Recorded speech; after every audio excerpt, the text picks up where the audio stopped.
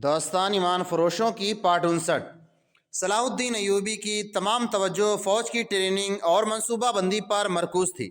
उसने अपने लिए और मरकज़ी कमान के आला फ़ौजी हुक्काम के लिए आराम हराम कर रखा था। इंटेलिजेंस का इंचार्ज हसन बिन अब्दुल्ला जहाँ अपने कामों में मसरूफ़ था, वहाँ उसे यह भी फ़िक्र था कि सुल्तान अयूबी अपनी हिफाजत का ख्याल नहीं रखता था। उसके बॉडीगार्ड के तमाम कमांडर ने हसन बिन अब्दुल्ला से कई बार शिकायत की थी कि सुल्तान उसे बताए बगैर पिछले दरवाजे से निकल जाते हैं और उनके खाली कमरे का पहरा इस ख्याल से देता है कि सुल्तान अंदर हैं। कमांडर सुल्तान अयूबी के साथ अपने दो चार गार्ड साए की तरह लगाए रखना चाहता था। कमांडर को यह भी बात बता दिया गया था कि फिदाई पूरी तैयारी से सुल्तान अयूबी को कत्ल करने आ रहे हैं। इस इत्तला ने कमांडर को और ज़्यादा परेशान कर दिया था, मगर सुल्तान अयूबी की बेपरवाही का यह आलम था कि हसन बिन अब्दुल्ला ने उसे कहा कि वो बॉडी गार्ड के बगैर बाहर न निकल जाया करें। तो सुल्तान अयूबी ने मुस्कुराकर उसके गाल पर थपकी दी और कहा, हम सब की जान अल्लाह के हाथ में है। मुहाफ़िज़ों की मौजूदगी में मुझ पर 4 कातिलाना हमले हो चुके हैं। अल्लाह को मंजूर था कि मैं ज़िंदा रहूँ। मैं अल्लाह की राह पर चल रहा हूँ। अगर उसकी ज़ाते बारी मुझे उससे शुबकदोश करना चाहेगी तो उसकी रज़ा को ना मैं रोक सकूँगा ना मेरे मुहाफ़िज़। फिर भी सुल्तान मोहतरम हसन बिन अब्दुल्ला ने कहा, मेरे और मुहाफ़िज़ के फ़राइज़ जैसे हैं कि आपके अक़ीदों और जज्बे से मैं मुतासिर नहीं हो सकता। मुझे फ़िदाइयों के मुताल्लिक़ जो ख़बर मिल रही है उसके पेश नज़र मुझे रात को भी आपके सिरहाने खड़ा रहना चाहिए। मैं तुम्हारे और मुहाफ़िज़ों के फ़राइज़ का एहतराम करता हूँ हसन। सुल्तान अयूबी ने कहा, मगर मैं मुहाफ़िज़ों के साथ बाहर निकलता हूँ तो महसूस करता हूँ जैसे मुझे अपनी कौम पर भरोसा नहीं। उमूमन हुक्मरान अपनी कौम से डरा करते हैं, वो दयानतदार और मुखलिस नहीं होते। डर कौम का नहीं। हसन बिन अब्दुल्ला ने कहा, मैं फ़िदाइयों की बात कर रहा हूँ, मैं एहतियात करूँगा। सुल्तान अयूबी ने कहा, नागों वाले किले से आकर मुहाफ़िज़ सिपाही अपनी ड्यूटी पर चला गया। उसने वो दिन उस ज़हनी कैफियत में गुजारा कि वो तस्वुरों में तख्ते सुलेमान और लड़की को देखा रहा था। शाम गहरी होती ही वो किले की तरफ चल पड़ा। उसके दिल पर कोई खौफ नहीं था। वो दरवाजे में दाखिल होकर अंधेरे में कुछ दूर अंदर चला गया और रुक गया। उसने गुज़िश्ता रात की तरह पुकारा, मैं आ गया हूँ, क्या मैं आगे आ सकता हूँ? उसे ज़्यादा देर इंतज़ार न करना पड़ा। मशाल की रोशनी नज़र आने लगी और मशाल उससे कुछ दूर आकर रुक गई। मशाल बरदार ने कहा, हजरत के कदमों में सजदा ज़रूर करना। वो आज किसी से मिलना नहीं चाहते, तुम आ जाओ। गुज़िश्ता रात की तरह वो ग़ुलाम गर्दिशों वगैरह से गुज़रता मशाल बरदार के साथ हजरत के दरवाज़े पर जा सका। हजरत ने अंदर जाने की इजाज़त दे दी। सिपाही ने उसके कदमों में जाकर सर रखा और इल्तिजा की, या हजरत मुझे मेरा राज दे दो, मैं कौन हूँ, मुझे आप क्या दिखाएंगे? स्याह रेश हजरत ने अपने हाथ पर हाथ मारा तो वही लड़की दूसरे कमरे से आई। वो सिपाही को देखकर मुस्कुराई। सिपाही उसे अपने पास बिठाने को बेताब हो गया।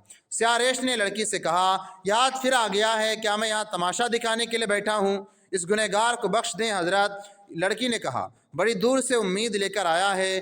थोड़ी देर बाद कल वाला शीशा उसके हाथ में था। लड़की ने उससे पहले उसे शरबत पिलाया था और उसके पीछे बैठकर उसकी पीठ अपने सीने से लगा ली और बाजू उसके गिर्द लपेट लिया, जैसे माँ अपने बच्चे को गोद में ले रखा है। सिपाही को शाह रेश हजरत की सुरीली आवाज़ सुनाई देने लगी, मुझे शाह सुलेमान का महल नज़र आ रहा है, मुझे शाह सुलेमान का महल नज़र आ रहा है। यह आवाज़ दबती चली गई, जैसे बोलने वाला दूर ही दूर होता जा रहा हो। ओह! सिपाही ने चौंक कर कहा, ऐसा महल इस दुनिया के किसी बादशाह का नहीं हो सकता। मैं इस महल में पैदा हुआ था। उसे किसी की आवाज़ सुनाई देने लगी जो ये अल्फाज दोहरा रहे थे, मैं इस महल में पैदा हुआ था। फिर ये उसकी अपनी आवाज़ बन गई और फिर उसने यूँ महसूस किया जैसे उसके वजूद के अंदर यही एक आवाज़ गूंजने लगी है, मैं इस महल में पैदा हुआ था। फिर वो आवाज़ों से लाताल्लुक़ हो गया। उसे एक महल नज़र आ रहा था और खुद उसके बाहर एक बाग में घूम फिर रहा था। अब उसे शीशे के गोले में नज़र नहीं आ रहा था, बल्कि ये महल हकीकत बन गया था, जिसकी हर चीज़ को, बाग को, पौधों को हाथ लगाकर महसूस कर सकता था और सूंघ सकता था। वो वहाँ सिपाही नहीं, शहज़ादा था। ये महल फ़िज़ा में तहलील हो गया और सिपाही ने बहुत देर बाद अपने आप को लड़की के आगोश में पाया। उसने लड़की से बहुत कुछ पूछा। लड़की ने उसे बताया कि हज़रत कह गए हैं कि यह शख्स शहज़ादा था और यह भी शहज़ादा बन सकता है। حضرت معلوم کرنے کی کوشش کر رہے تھے کہ سپاہی کے تخت و تاج پر کس کا قبضہ ہے۔ لڑکی نے اسے کہا، حضرت کہہ گئے ہیں کہ تم اگر 7-8 روز یہیں رہے ہو تو وہ سب کچھ معلوم کر سکیں گے اور تمہیں سب کچھ دکھا دیں گے۔ اگلی رات وہ پھر قلعے کے اسی کمرے میں بیٹھا تھا۔ اس نے 4 روز کی چھٹی لے لی تھی۔ اس لڑکی نے اسے پیالے میں شربت پلایا اور اس کے ہاتھ میں شیشے کا گولا دے دیا۔ اس نے کسی کے بتائے بغیر گولا اپنی آنکھوں کے آگے رکھ لیا اور قندیل کی لو کو دیکھتا رہا۔ اسے اس میں رنگ برنگ شعلے ناتے نظر آئے۔ سیاہ ریش نے اپنی طلسماتی انداز سے کچھ بولنا شروع کر دیا۔ اس سے پہلے وہ 2 بار اس عمل سے گزر چکا تھا۔ دونوں بار ایسا ہوا تھا کہ اسے شیشے کے گولے میں تخت سلیمان اور اگلی رات محل نظر آیا تھا، مگر اس کے بعد گولا اس کے ہاتھ میں نہیں ہوتا تھا۔ اسے جب گولے میں کوئی منظر نظر آنے لگتا تھا تو سیاہ ریش یا لڑکی سپاہی کے ہاتھ سے گولا لے کر الگ رکھ دیتی تھی۔ اب تیسری رات بھی یہی ہوا تھا۔ سیاہ ریش اس کے سامنے بیٹھ گیا اور اس کی آنکھوں میں آنکھیں ڈال کر پراسرار لہجے میں جو دھیما دھیما سا تھا کہہ رہا تھا، یہ پھول ہے، یہ باغ ہے، میں باغ میں موجود ہوں۔ وہ یہی الفاظ دہرا رہا تھا اور لڑکی سپاہی کے ساتھ لگی بیٹھے اس کے بالوں میں انگلیاں پھیر رہی تھی۔ سپاہی کو باغ نظر آ گیا۔ زمین اونچی نیچی تھی اور ہریالی سے ڈھکی ہوئی تھی۔ ہر طرف رنگ برنگ پھول تھے اور ان کی مہک نشہ طاری کرتی تھی۔ سپاہی نے باغ میں ایک ایسی لڑکی ٹہلتے اور گنگناتے دیکھا جو اس لڑکی سے بہت زیادہ خوبصورت تھی جو اس کے ساتھ لگی بیٹھے تھے۔ اس کا لباس ایک ہی رنگ کا تھا اور یہ رنگ ان رنگوں میں نہیں تھا جو وہ اس دنیا میں دیکھا کرتا تھا۔ سپاہی اب نگاہوں والے قلعے کے کمرے میں نہیں تھا۔ سیاہ ریش حضرت اور اس کے ساتھ کی لڑکی سے وہ بے خبر اور لا تعلق ہو چکا تھا۔ وہ قلعے سے نکل ہی گیا تھا۔ اس نے باغ میں لڑکی کو دیکھا تو اس کی طرف دوڑ پڑا۔ لڑکی بھی دوڑی اور اس کے گلے کا ہار بن گئی۔ لڑکی کے جسم سے پھولوں کی مہک اڑ رہی تھی۔ سپاہی شاہ سلیمان کے خاندان کا شہزادہ تھا۔ وہ دونوں باغ کے اس گوشے میں چلے گئے جو ایک غار کی مانند تھا، لیکن یہ غار رنگا رنگ بیلوں اور ان کے پھولوں سے بنا رکھا تھا۔ اس کے فرش پر مخمل جیسی گھاس تھی۔ لڑکی نے پھولوں کے اس غار کو ایک کونے سے ایک خوشنما سراہی اٹھائی اور پیالہ بھر کر سپاہی کے ہاتھ میں دے دیا۔ یہ میٹھی شراب تھی۔ سپاہی پر لڑکی کے حسن اور محبت کا نشہ تو پہلے ہی طاری تھا۔ شراب کے نشے نے اسے اس سے بھی زیادہ حسین اور طلسماتی دنیا میں پہنچا دیا۔ اور پھر لڑکی نے اسے کہا کہ وہ ابھی آتی ہے۔ وہ چلی گئی۔ سپاہی کو اس کی چیخ سنائی دی۔ وہ باہر کو دوڑا۔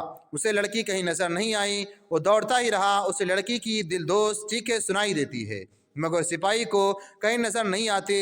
اس نے غصے سے پاگل ہو کر تلوار نکال لی اور لڑکی کی تلاش میں باولا ہوتا رہا۔ آخر اسے ایک بڑھیا ملی۔ اس نے اسے بتایا کہ لڑکی اب تمہیں نہیں مل سکے گی۔ وہ جو لڑکی کو لے گیا ہے وہ تم سے زیادہ طاقتور ہے، تم اب اسے کبھی نہیں دیکھ سکو گے۔ وہ جو لڑکی کو لے گیا ہے اب اس تخت پر بیٹھے گا جس پر تمہیں بیٹھنا تھا۔ اس کے پیچھے مت بھاگو، زندہ رہو اور کبھی کبھی موقع پا کر اسے قتل کر دینا۔ لڑکی تمہاری یاد میں ہلکان ہوتی رہے گی۔ وہ کون تھا جو اس لڑکی کو لے گیا ہے؟ سپاہی جب ناگوں والے قلعے کے اس کمرے میں لوٹ کر آیا تو اس نے پوچھا، اور میں نے کیا دیکھا تھا؟ تم نے اپنی گزری ہوئی زندگی دیکھی ہے؟ سیاہ ریش نے اسے بتایا، میں تمہیں واپس لے آیا ہوں، میں وہاں سے واپس نہیں آنا چاہتا۔ سپاہی نے بےتابی اور بے چینی سے کہا، مجھے وہیں بھیج دو، کیا کرو گے وہاں جا کر؟ سیاہ ریش نے اس سے پوچھا، جس کی خاطر جانا چاہتے ہو وہ کسی اور کے قبضے میں ہے، اسے جب تک قتل نہیں کرو گے تمہیں نہیں مل سکے گی۔ میں نہیں چاہتا کہ تم کسی کو قتل کرو اور میں یہ بھی جانتا ہوں کہ تم اس انسان کو قتل بھی نہیں کر سکو گے۔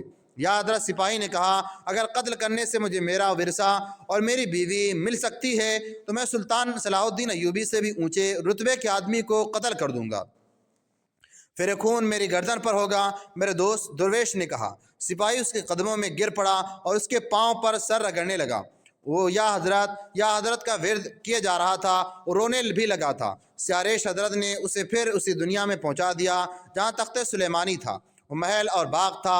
اس کے کانوں میں آوازیں پڑتی رہیں، یہ تمہارے دادا کا قاتل ہے، تمہارے باپ کا قاتل، تمہارے تخت و تاج کا غاصب، اور اس لڑکی کی جو تمہیں چاہتی ہے اسی کے قید میں ہے۔ نہیں نہیں، سپاہی نے گھبرا کر کہا، یہ نہیں ہو سکتا، یہ سلطان صلاح الدین ایوبی ہے، یہی تمہاری قسمت کا قاتل ہے۔ اس کے کانوں میں آوازیں پڑ رہی تھیں، یہ تمہارا سلطان نہیں ہو سکتا، یہ کرد ہے، تم عرب ہو، کہو سلطان صلاح الدین ایوبی میرے دادا کا قاتل ہے، میرے باپ کا قاتل ہے، میرے تخت و تاج کا غاصب ہے۔ اب راز کھل گیا ہے، انتقام لو، غیرت مند انتقام لیا کرتے ہیں۔ اور سپاہی اس طلسماتی ماحول میں گھومتے پھرتے یہی ورد کرتا رہا: صلاح الدین ایوبی میرے دادا کا قاتل ہے، میرے باپ کا قاتل ہے، میرے تخت و تاج کا غاصب ہے، میری محبت کا قاتل ہے، میری قسمت کا قاتل ہے۔ پھر یوں ہوا کہ اس کی نظروں کے آگے صرف صلاح الدین ایوبی رہ گیا۔ اسے چلتا پھرتا نظر آتا تھا، سپاہی ہاتھ میں خنجر لیے اس کے پیچھے پیچھے جا رہا تھا، مگر قتل کا موقع نہیں ملتا تھا۔ سپاہی کو لڑکی نظر آ گئی، وہ پنجرے میں بند تھی۔ صلاح الدین ایوبی پنجرے کے پاس کھڑا کہے لگا رہا تھا۔ لڑکی سپاہی کو اداس اور مظلوم نظروں سے دیکھ رہی تھی۔ سلطان ایوبی کے چہرے پر سفاکی اور بربریت کے سائے گہرے ہوتے جا رہے تھے۔ سپاہی کی زبان خاموش ہوتی تھی تو اسے فضا سے سرگوشیاں سنائی دیتی تھیں: صلاح الدین ایوبی میرے دادا کا قاتل ہے، میرے باپ کا قاتل۔ صلاح الدین ایوبی اپنے کمرے میں اپنے مشیروں اور اعلیٰ حکام سے جنگ کی باتیں کر رہا تھا۔ جاسوس جو نئی اطلاعیں لائے تھے، جن کے مطابق اپنے پلان پر نظر ثانی کر رہا تھا، اور اس وقت یہی محافظ سپاہی باہر پہرے پر کھڑا تھا جسے سیاہ ریش بزرگ نے نئی دنیا دکھائی تھی۔ مشیر وغیرہ بہت دیر بعد کمرے سے نکلے اور سلطان ایوبی اکیلا رہ گیا۔ سپاہی کمرے میں چلا گیا اور اس نے تلوار سوت کر کہا: تم میرے دادا کے قاتل ہو، میرے باپ کے قاتل ہو۔ سلطان ایوبی نے چونک کر اسے دیکھا۔ اسے آزاد کر دو، وہ میری ہے۔ اور اس کے ساتھ ہی اس نے قہر و غضب سے سلطان ایوبی پر وار کیا۔ سلطان خالی ہاتھ تھا، وہ پھرتی سے وار بچا گیا۔ اس نے باڈی گارڈ کے کمانڈر کو آواز دی اور لپک کر اپنی تلوار اٹھا لی۔ سپاہی نے اور زیادہ غضبناک ہو کر اس پر حملہ کیا۔ اگر اس کے مقابل کا تیغ زن سلطان ایوبی نہ ہوتا تو اس تجربہ کار سپاہی کا وار خالی نہیں جاتا۔ سلطان ایوبی نے اس کے وار صرف روکے، وار ایک بھی نہ کیا۔ جب کمانڈر دوڑتا اندر آیا تو سلطان ایوبی نے اسے کہا: اس پر وار نہ کرنا، زندہ پکڑو۔ سپاہی نے گھوم کر کمانڈر پر وار کیے۔ اتنے 3-4 باڈی گارڈ اندر آ گئے۔ سپاہی کے قہر کا یہ عالم تھا کہ اس نے تلوار کے وار پہ وار کر کے کسی کو قریب نہ آنے دیا۔ وہ چونکہ سلطان ایوبی کو قتل کرنا چاہتا تھا، اس لیے وہ کسی کی طرف لپکتا اور للکارتا تھا: تم میرے دادا کے قاتل ہو، میرے باپ کے قاتل ہو، میرے تخت کے غاصب ہو۔ آخر اس کو پکڑ لیا گیا، اسے تلوار چھین لی گئی۔ زندہ باد میرے محافظ۔ سلطان ایوبی نے غصے کا اظہار کرنے کے بجائے اسے خراج تحسین پیش کیا اور کہا: سلطنت اسلامیہ کو تم جیسے تیغ زنوں کی ضرورت ہے۔ باڈی گارڈ، کمانڈر اور دوسرے سپاہی حیران تھے کہ قصہ کیا ہے۔ سلطان ایوبی نے کمانڈر سے کہا: طبیب کو حسن بن عبداللہ کو جلد بلاؤ۔ سپاہی کو 4 باڈی گارڈ نے جکڑ رکھا تھا اور وہ چلا رہا تھا: یہ میری محبت کا قاتل ہے، یہ میری قسمت کا قاتل ہے۔ ایک باڈی گارڈ نے اس کے منہ پر ہاتھ رکھا، لیکن سلطان ایوبی نے کہا: اسے بولنے دو، ہاتھ ہٹا لو۔ اس نے سپاہی سے کہا: بولو میرے دوست، بتاؤ تم مجھے کیوں قتل کرنے لگے تھے؟ اسے آزاد کر دو۔ سپاہی نے چلا کر کہا: تم نے اسے پنجرے میں بند کر رکھا ہے۔ حضرت نے مجھے کہا تھا کہ میں تمہیں قتل نہیں کر سکوں گا۔ آؤ میرا مقابلہ کرو۔ بزدلوں کی طرح اتنے آدمیوں کو اپنی جان بچانے کے لیے تم نے بلا لیا ہے۔ تلوار نکالو، میری تلوار مجھے دو، میدان میں آؤ۔ سلطان ایوبی اسے بڑی غور سے دیکھتا رہا۔ باڈی گارڈ سلطان ایوبی کے حکم کا انتظار کر رہے تھے کہ سپاہی کو قید خانے میں ڈال دیا جائے۔ اس کا جرم معمولی نہیں تھا، اس نے قاتلانہ حملہ کیا تھا۔ اگر سلطان ایوبی بے خبری میں بیٹھا ہوتا تو اس محافظ کو اندر آتے دیکھ نہ لیتا تو اس کا قتل ہو جانا یقینی تھا، مگر سلطان ایوبی نے اسے قید میں ڈالنے کا حکم نہ دیا۔ محافظ ہجانی کیفیت میں بول رہا تھا۔ اتنے میں طبیب آ گیا۔ اس سے ذرا بعد حسن بن عبداللہ آ گیا۔ اندر کا منظر دیکھ کر وہ گھبرا گیا۔ اسے لے جائیں۔ سلطان ایوبی نے طبیب سے کہا: یہ غالباً اچانک پاگل ہو گیا ہے، یازی 4 روز کی چھٹی کاٹ کر آیا ہے۔ باڈی گارڈ کمانڈر نے کہا: جب سے آیا ہے خاموش ہے۔ اسے گھسیٹ کر باہر لے گئے۔ طبیب بھی ساتھ ہی چلا گیا۔ سلطان ایوبی نے حسن بن عبداللہ کو بتایا کہ اس سپاہی نے اس پر قاتلانہ حملہ کیا ہے۔ حسن بن عبداللہ نے اس شک کا اظہار کیا کہ فدائی ہوگا۔ سلطان ایوبی نے کہا کہ سپاہی کسی وجہ سے دماغی توازن کھو بیٹھا ہے۔ حسن بن عبداللہ کو سلطان ایوبی نے کہا کہ اس کے متعلق اچھی طرح چھان بین کی جائے۔ بہت دیر بعد طبیب سلطان ایوبی کے پاس آیا اور انکشاف کیا کہ اس سپاہی کو کئی روز مسلسل نشے کی حالت میں رکھا گیا ہے۔ اس پر عمل تنویم، ہپناٹزم کیا گیا ہے۔ طبیب نے اس کی سانس سونگھ کر معلوم کر لیا تھا اسے نشہ آور چیزیں کھلائی یا پلائی گئی ہیں۔ اس نے سلطان ایوبی کو بتایا یہ عمل طب کے لیے کوئی عجوبہ نہیں، اس کا موجد حسن بن صباح ہے۔ آپ کو معلوم ہوگا کہ اس نے ایک نشہ آور شربت تیار کیا تھا جس میں اثر تھا کہ جو پی لے اسے نہایت حسین اور دل نشین مناظر نظر آ جاتے تھے۔ اس کیفیت میں اس کے کان میں جو بات ڈال دی جائے اسی کی حقیقی روپ میں دیکھنے لگتا تھا جو دراصل تصور ہوتا تھا۔ حسن بن عبد صباح نے اسی نشے اور عمل تنظیم کی بنیادوں پر ایک جنت بنائی تھی جس میں داخل ہونے والے وہاں سے نکلنے پر آمادہ نہیں ہوتے تھے۔ وہ منہ میں مٹی اور کنکریاں ڈال کر سمجھتے تھے کہ مرغن کھا رہے ہیں، کانٹوں پر چلتے تو سمجھتے تھے مخمل پر چل رہے ہیں۔ حسن بن صباح تو مر گیا، اس کا شربت اور عمل پیچھے رہ گیا، اس کا گروہ قاتلوں کا گروہ بن گیا، اپنے مقاصد کے لیے گروہ حسین لڑکیوں اور اس شربت کا استعمال کرتا ہے۔ اس سپاہی کو آپ کے قتل کے لیے اس عمل کا شکار بنایا گیا ہے۔ طبیب نے تشخیص کر کے سپاہی کو دوائیاں پلا دیں جنہوں نے اس کی ہیجانی کیفیت پر قابو پا لیا تھا اور گہری نیند سو گیا۔ حسن بن عبداللہ نے پہلے ہی طبیب سے معلوم کر لیا تھا کہ سپاہی اپنی حقیقی حالت میں نہیں، وہ سراغ رساں تھا۔ اس نے باڈی گارڈ سے معلوم کر لیا تھا یہ سپاہی 4 دن کی چھٹی گیا تھا، لیکن کسی کو معلوم نہیں تھا اس نے چھٹی کہاں گزاری ہے۔ شہر میں ناگوں والے قلعے کے متعلق جو باتیں مشہور ہو گئی تھیں وہ حسن بن عبداللہ تک اس کے جاسوسوں کے ذریعے پہنچی تھیں۔ لوگ کہتے تھے کہ قلعے میں ایک بزرگ نمودار ہوا ہے جو غیب کا حال بتاتا ہے اور مرادیں پوری کرتا ہے۔ حسن بن عبداللہ نے ان باتوں کی طرف توجہ نہیں دی تھی۔ وہ اس قسم کے بزرگوں اور پیروں پیغمبروں کی آمد و رفت لگی رہتی تھی۔ تعجب اور دیوانے آدمی کو بھی لوگ برگزیدہ انسان کہہ کر ان سے مرادیں پوری کرانے لگتے ہیں۔ حسن بن عبداللہ کو ایک جاسوس نے بتایا کہ اس نے سیاہ ریش آدمی کو 2 بار قلعے کے اندر جاتے دیکھا ہے۔ قلعے کے ارد گرد گھومنے پھرنے والوں سے پوچھ گچھ کی تو ایک آدمی نے بتایا کہ سیاہ داڑھی والا اور سفید چگے والا ایک آدمی قلعے کے اندر آتا جاتا دیکھا گیا ہے۔ ایسی چند اور شہادتیں حاصل کر کے حسن بن عبداللہ نے سورج غروب ہونے سے پہلے فوج کے ایک دستے سے چھاپا مارا۔ مشالیں ساتھ تھیں، قلعہ اندر سے کچھ پیچیدہ سا تھا، گری ہوئی دیواروں اور چھتوں کا ملبہ بھی تھا۔ کئی کمرے سلامت تھے، فوجیوں کو ہر طرف پھیلا دیا گیا۔ کسی گوشے سے شور اٹھا، کچھ سپاہی ادھر دوڑ گئے۔ وہاں 2 سپاہی پڑے تڑپ رہے تھے، ان کے سینوں میں تیر اترے ہوئے تھے۔ کہیں سے 3-4 تیر آئے، 3-4 سپاہی اور گر پڑے۔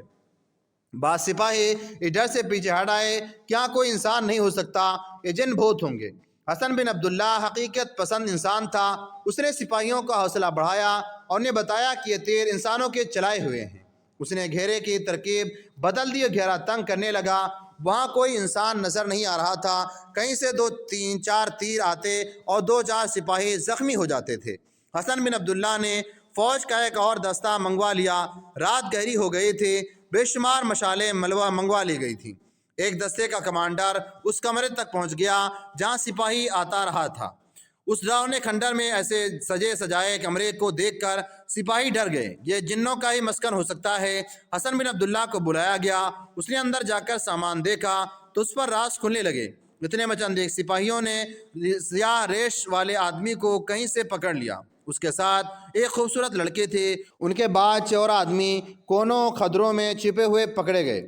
ان کے پاس کمانے تیر تھے۔ سیاہ ریش نے خدا کا برگزیدہ انسان اور تنہائی میں چلا کاٹنے والا تارک الدنیا بننے کی بہت کوشش کی، لیکن اتنی حسین اور جوان لڑکی اور تیر و کمان سے مسلح افراد اور ان کا فوج کے ساتھ مقابلہ اسے جھٹلا رہا تھا۔ اس کے سامان پر قبضہ کر لیا گیا اور ان سب کو لے گئے۔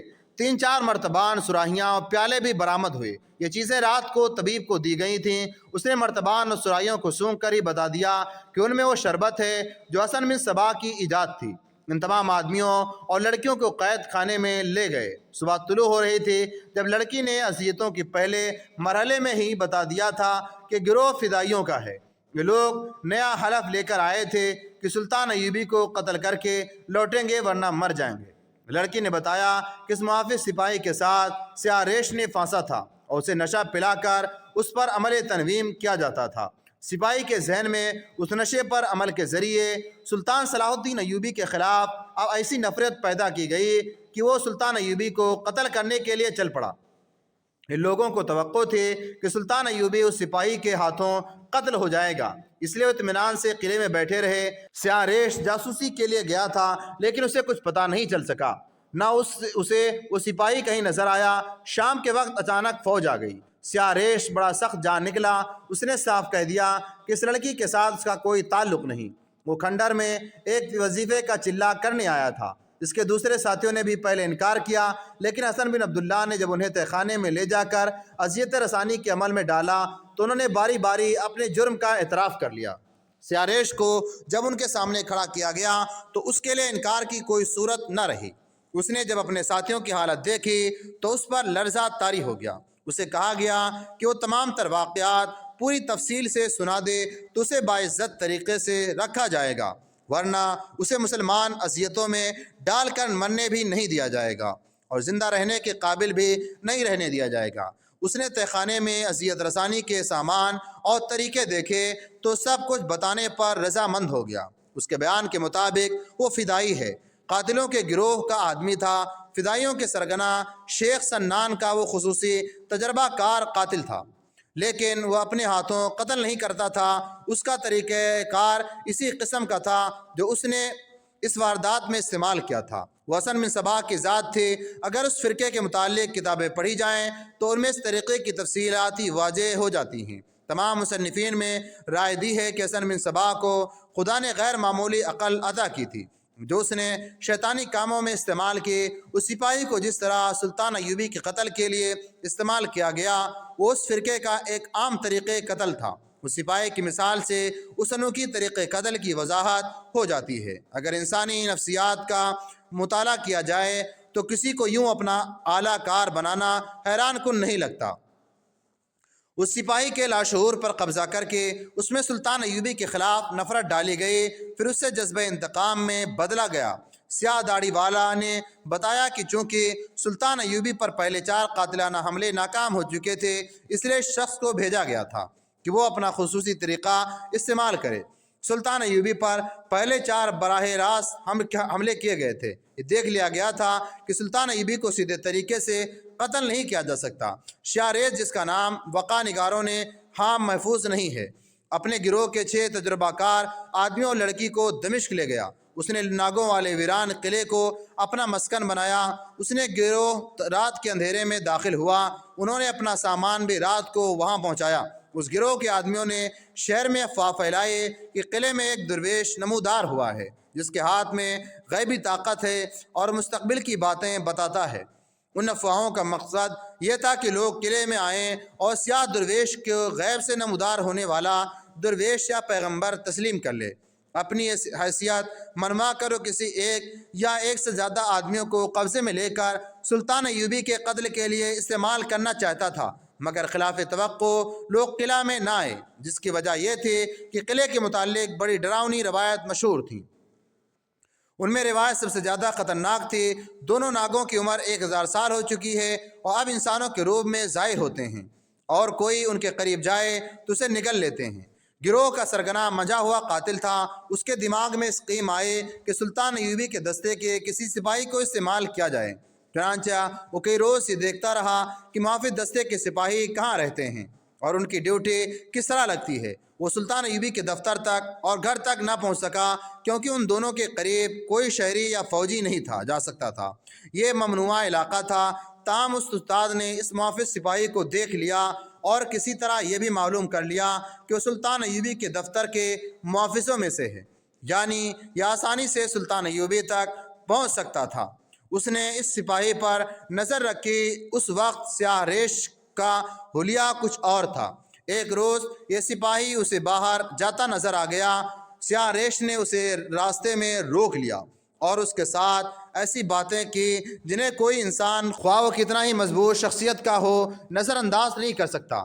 ان باتوں کے لیے جو لب و لہجہ اختیار کیا گیا، جو اداکاری کی گئی، وہ انسانی فطرت پر طلسماتی اثر کرتی ہے۔ یہ سپاہی معمولی سے ذہن کا پسماندہ آدمی تھا۔ جال میں آ گیا اور رات کو قلعے میں پہنچ گیا۔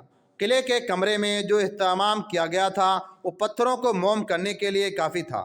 ایک تو کمرے کی سجاوٹ تھی اور بیش قیمت قالین، دوسرے لڑکی تھی جس کے حسن میں اور جسمانی ساخت میں جادو تھا۔ اس کا لباس ایسا تھا جس میں وہ نیم اریاں تھی اور اس کے کھلے ہوئے ریشمی بالوں کی تاثیر نشہ طاری کرتا تھا۔ سیاہ ریشم کے کہنے کے مطابق یہ لڑکی اس کے لباس اور انداز زاہدوں اور پرہیزگاروں میں بھی حیوانی جذبہ بیدار کر دیتا ہے۔ تیسری اور اصل چیز وہ شربت تھا جو لوگ اپنے شکار کو پلاتے تھے۔ شیشے کا گولا فریب نظر پیدا کرنے کے لیے تھا۔ اس سپاہی کے ذہن میں یہ ڈالا گیا کہ وہ شاہی خاندان کا فرد ہے اور اس کا خاندان تخت سلیمان کا وارث ہے۔ تخت سلیمان کا وجود تھا یا نہیں؟ دلچسپ کہانیوں میں اس کا بہت ذکر آتا ہے اور ایسے انداز سے آتا ہے کہ ایک حسین اور پراسرار تصور کی طرح لوگوں کے ذہنوں پر سوار ہو جاتا ہے۔ میں سپاہی جب اس کمرے میں داخل ہوا تو کمرے کی رہائش اور قیمتی سامان نے اسے متاثر کیا۔ سیاہ ریش مراقبے کی حالت میں تھا، اس کا بھی اثر تھا۔ اس نے جب اتنی حسین لڑکی دیکھی تو مرعوب ہو گیا۔ لڑکی نے اسے جو شربت پلائی اس میں نشہ تھا۔ اس نشے کا اثر یہ تھا کہ انسان حقیقی دنیا سے لا تعلق ہو کر حسین تصورات کی دنیا میں چلا جاتا ہے۔ اس کیفیت میں اس پر عمل تنویم کیا جانا یقین یعنی اسے ہپناٹزم کر لیا جاتا ہے اور اس کے ذہن میں اپنے مطلب کے تصورات ڈالے جاتے تھے۔ اس کے ہاتھ میں جو شیشے کا گولا دیا جاتا تھا اس میں قندیل کی لو کے کئی رنگ نظر آتے تھے جو کوئی عجوبہ نہیں تھا۔ شیشے کی ساخت ایسی تھی کہ اس میں گزرتی روشنی اپنے ساتوں رنگوں میں نظر آتی تھی۔ ان رنگوں کا ذہن پر اثر ہوتا تھا۔ اس کے ساتھ ایک انتہائی حسین لڑکی سپاہی کے ساتھ الگ بیٹھ کر جاتی اور باتوں میں ظاہر کرتی کہ وہ اسے دل و جان سے چاہتی ہے۔ سیاہ ریش سریلی اور پراسرار آواز میں بولنے لگتا تھا۔ اس کے الفاظ سپاہی کے کان میں پڑتے تھے اور اس کے ذہن میں مطلوبہ تصور آراستہ کرتے تھے۔ سیاہ ریش بھانپ لیتا تھا کہ سپاہی اپنے آپ میں نہیں رہا۔ اس وقت اس کے ہاتھوں سے شیشے کا گولا لے کر اس کی آنکھوں میں آنکھیں ڈال دیتا اور اسے ہپناٹزم کر لیتا تھا۔ سپاہی جسے اپنی آواز سمجھتا تھا وہ سیاہ ریش کی آواز ہوتی تھی۔ پھر اس مرحلے میں داخل ہو جاتا تھا جہاں وہ اپنے تصور کو حقیقی سمجھ کر اس کا حصہ بن جاتا تھا۔ کمزور شخصیت کے سپاہی نے یہ اثرات قبول کر لیا۔ سیاہ ریش اسے حقیقی دنیا میں واپس لے آیا۔ اس مقصد کے لیے اسے کچھ سنگھایا جاتا تھا۔ سیاہ ریش دوسرے کمرے میں چلا جاتا اور لڑکی سپاہی کے ساتھ اکیلے رہ جاتی۔ وہ سپاہی کے اعصاب اور دماغ پر غالب آ جاتی۔ اس مقصد کے لیے وہ ایسی حرکات اور ایسی باتیں کرتی جس سے اثر سے کم از کم یہ سپاہی بچ نہیں سکتا تھا۔ سپاہی کو صرف تخت سلیمانی دکھا کر رخصت کر دیا گیا اور اس کے ذہن میں ڈال دیا گیا کہ راز ابھی باقی ہے۔ سپاہی کے دل میں تصور پیدا ہو گیا۔ دوسری بار اس پر یہی عمل کیا گیا اور اسے کچھ اور دکھایا گیا۔ انہوں نے یہ دیکھ لیا کہ تھا کہ سپاہی پوری طرح ان کے جال میں آ گیا ہے اور اس کے ذہن پر قبضہ کرنے میں کامیاب ہو گئے تھے۔ وہ اب ان کی منت سماجت کرتا تھا کہ اسے سارا راز بتا دیا جائے۔ اسے کہا گیا کہ وہ کئی روز ان کے پاس رہے۔ اس نے چھٹی لے لی۔ وہی چاہتے تھے۔ ان 4 دنوں اور 4 راتوں کے عرصے میں مسلسل نشے اور ہپناٹزم کے زیر اثر رکھا گیا اور اسے ذہنی لاشعور میں صلاح الدین ایوبی کا تصور پیدا کر کے یہ بات ڈال دی گئی کہ سلطان ایوبی سپاہی کے دادا اور باپ کا قاتل ہے اور اس کے تخت پر اس نے قبضہ کر رکھا ہے۔ سپاہی کو ایک حسین لڑکی کا تصور دکھایا گیا۔ پھر دکھایا گیا کہ سلطان ایوبی نے لڑکی کو پنجرے میں بند کر دیا ہے۔ 4 روز بعد اسے اسی حالت میں قلعے سے نکال دیا گیا۔ وہ اپنی ڈیوٹی پر حاضر ہو گیا۔ اسے جو ہی موقع ملا اس نے سلطان ایوبی پر حملہ کر دیا۔ سپاہی بے ہوش پڑا تھا۔ طبیب نے اسے ذہن سے نشہ آور شربت کا اثر زائل کرنے کے لیے دوائی دی تھی۔ وہ حقیقت و تصورات کے درمیان بھٹک رہا تھا۔ معلوم نہیں اس کے اعصاب پر کیسے کیسے اثرات تھے کہ اثرات اترتے ہی اعصاب جواب دے گئے۔ طبیب نے اسے ہوش میں لانے لگے کہ کچھ طریقے اختیار کیے اور 2 روز بعد سپاہی نے آنکھ کھول دی۔ وہ اس طرح اٹھا جیسے گہری نیند سو گیا ہو اور خواب دیکھ رہا تھا۔ اپنے ارد گرد کھڑے آدمیوں کو حیرت سے دیکھنے لگا۔ طبیب نے اسے پوچھا وہ کہاں تھا؟ اس نے کہا کہ وہ سویا ہوا تھا۔ بہت دیر بعد وہ اپنے آپ میں آیا تو زیادہ کچھ نہ بتا سکا۔ اس نے بتایا کہ سیاہ داڑھی اور چغے والا ایک آدمی اسے قلعے میں لے گیا تھا۔ وہاں اس نے کچھ اور باتیں بھی بتائیں لیکن اسے بالکل یاد نہیں تھا کہ اس نے تخت سلیمانی وغیرہ دیکھا ہے اور اسے یہ بھی یاد نہیں تھا کہ اس نے سلطان ایوبی پر تلوار سے حملہ کیا ہے، یقین کرنے کے لیے کہ سپاہی دھوکہ نہیں دے رہا ہے۔ اسے سلطان ایوبی کے سامنے لے جایا گیا۔ اس نے فوجیوں کی طرح سلطان کو سلام کیا۔ سلطان ایوبی نے اس کے ساتھ شفقت و پیار سے بات کی مگر وہ حیران تھا کہ ان لوگوں کو کیا ہو گیا ہے اور کیا کر رہے ہیں۔ آخر اس سے بتایا گیا کہ اس نے کیا کیا ہے، تو چلا اٹھا یہ جھوٹ ہے، اپنے سلطان پر حملہ نہیں کر سکتا۔ سلطان ایوبی نے کہا یہ بے گناہ ہے، اسے یاد نہیں کرایا جائے کہ اس نے کیا کیا ہے۔